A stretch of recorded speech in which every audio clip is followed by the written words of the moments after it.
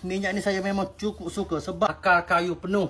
Serius, memang cukup murah. Saya beli 3 botol, harga lagi murah. Kalau korang nak, untuk harga 1 botol ni.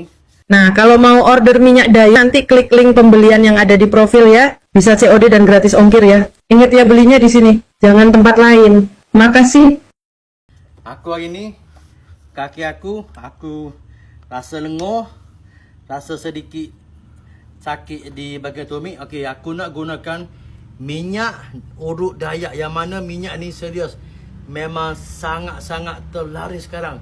Minyak ini satu-satunya daripada kaum orang asli, yang mana Ibu Ida, okey, dia punya minyak ni saya memang cukup suka sebab akar kayu penuh.